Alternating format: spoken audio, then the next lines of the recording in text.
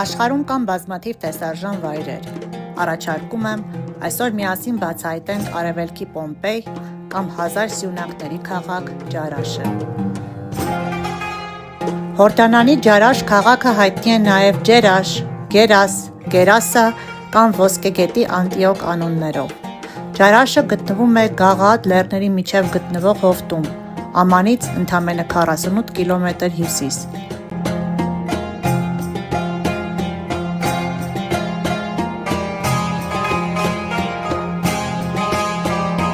Ջերաշի հեռավոր անցյալում հունահռոմեական կայսրության մշակույթը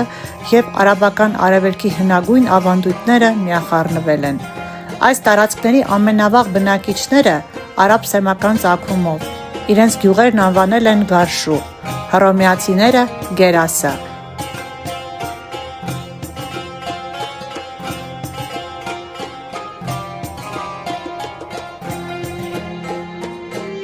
Աստվածաշնչում Գերասան հիշատակվում է որպես Գերգեսա, իսկ այդ հողերը՝ գերգեսենցիների երկիր։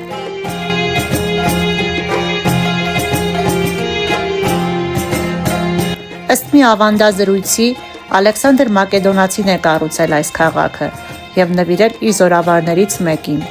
Այնտեղ բնակություն է հաստատել նրա զորքի վետերանների մի մասը։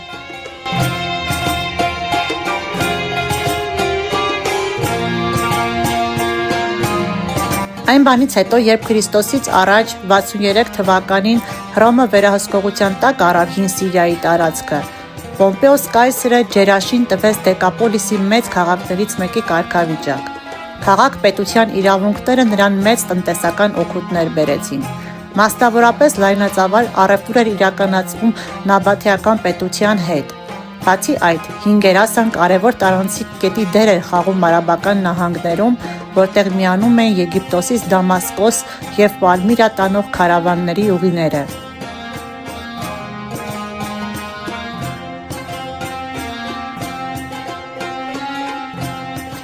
Այն բանից հետո, երբ երկրորդ դարի սկզբին հռոմեացիները Սիրիայից դեպի Աքաբա ճանապարհ կառուցեցին, Ջերաշը արագորեն աճեց և հարստացավ։ Այնտեղ սկսվեց շինարարական բում և քաղաքը կառուցվեց Եգիպտոսից բերված գրանիտով ժամանակի վերջին ճարտարապետական նորաձևության համաձայն։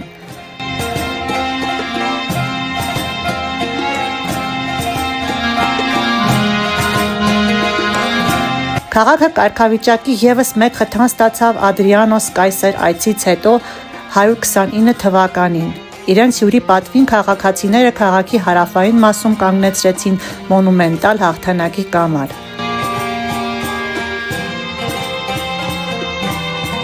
Յոթերորդ դարում Ջարաշը գրավվեց Պարսկաստանի,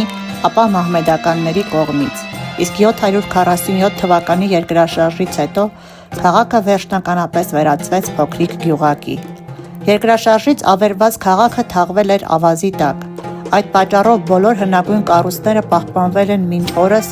անսովոր բարձր պահպանվածությամբ։ Նրա բլուրների գագաթին գտնվող տաճարները, սյունասրահներով սալարկված փողոցները, ընդարձակ հրապարակներն ու այգիները, բաղնիքները, շատրվաններն ու քաղաքի պարիսպները մինչ օրս պահպանվել են գերազանց վիճակում։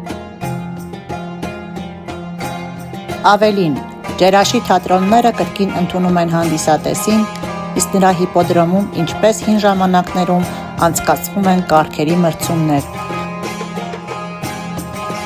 Ջարաշի երկու առավել նշանավոր վայրերն են Զևսի տաճարը և հարավային թատրոնը։ Վերջինս կարող էր միաժամանակ 5000 հանդիսատես տեղավորել։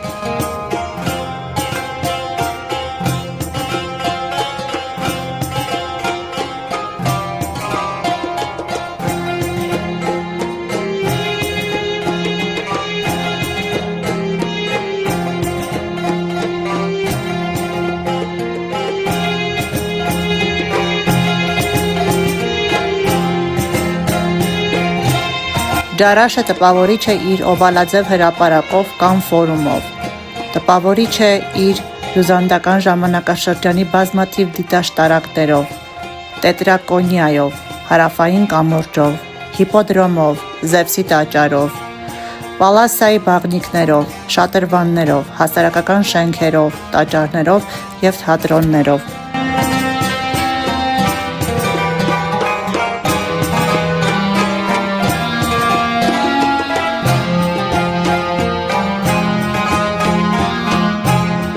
Պակաս տպավորիչ չէ Արտեմիսի պատվին կառուցված տաճարը, որը տպավորում է առաջին հերթին իր 16 մետրանոց սյուներով։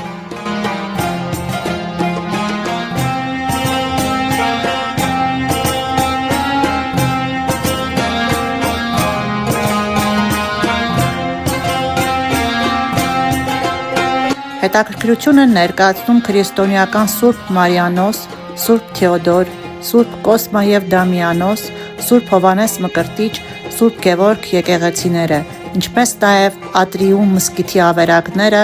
հրաշալի հնագիտական թանգարանը և շատ այլ ոչ պակաս հետաքրքիր վայրեր։